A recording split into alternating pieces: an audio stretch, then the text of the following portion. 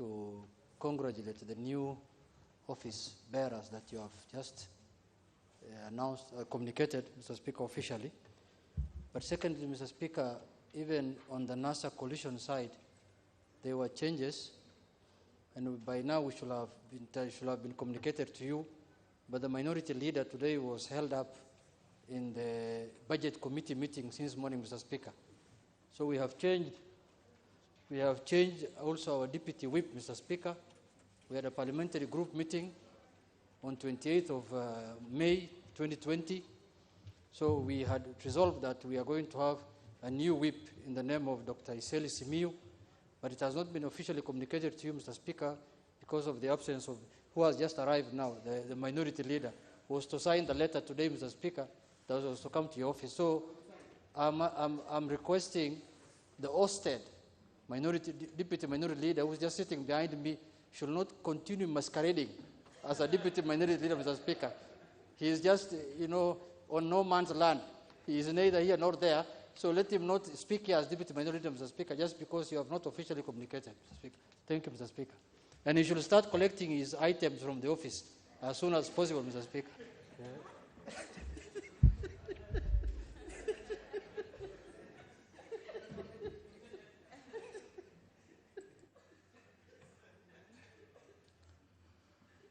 You want to say something? Thank you, Mr. Speaker. Mr. Speaker, this matter happened, and I tweeted, and I accepted, Mr. Speaker. There's no one who can hold a position forever, including Honorable Junet. And today you are seated here, it's free sitting, you sign in, and I was allocated a seat.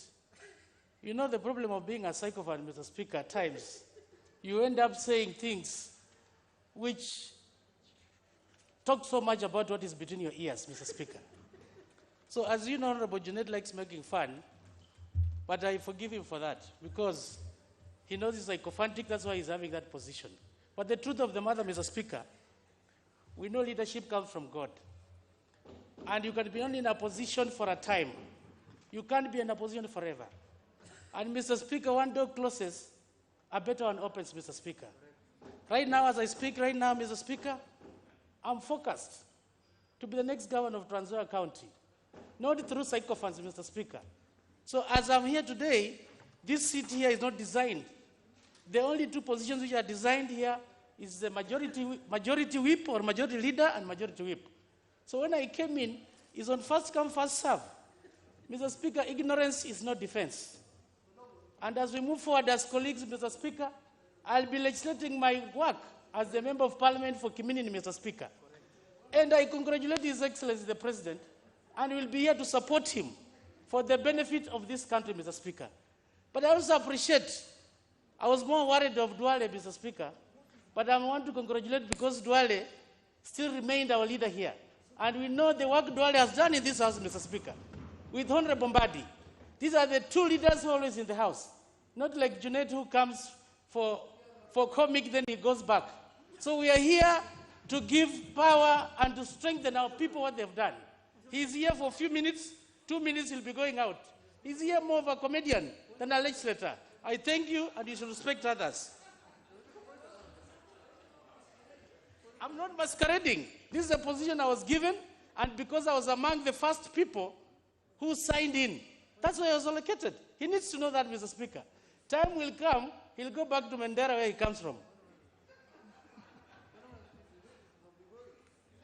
No, you should respect people. Honorable Junet, what do you say in response? Mr. Speaker. And me and Honorable Cecil Mbarire, we never had offices. And as Parliamentary Service Commission, you've been looking around to allocate us offices. We've been operating from our offices of our respective constituencies. It's unfortunate that the minority whip didn't know, Mr. Speaker. And that's why I said many things happen on this floor of the House, which he doesn't know. I don't have an office, and you are aware. The only offices that are located are the minority and minority leaders and the whips. As deputies, we don't have offices. So I have nowhere to start parking, Mr. Speaker. It was for good information for you to get to know. As I said, he doesn't know how the things are moving on. Mr. Speaker, as I speak on matters of Fort Kenya, the political parties registrar will work on that. As we speak, I'm the interim Secretary General of the party called Ford Kenya. No. And if at all it will be communicated otherwise, Mr. Speaker, I respect the rule of law. It's not a must I continue being Secretary General or going to be continue being the Deputy Whip. Whatever the communication that comes out, Mr. Speaker, I'll respect. The way I respected when I was removed from the Deputy Whip, that because of my association with the Deputy President, William Ruto. William Ruto is an office, Mr. Speaker, Deputy President. And I associated with him particularly on matters of the church. I'm the chair of Catholic members of Parliament. I was not removed of incompetence, Mr. Speaker. I've been rated as one of the best legislators in this House, Mr. Speaker, when it comes to legislation.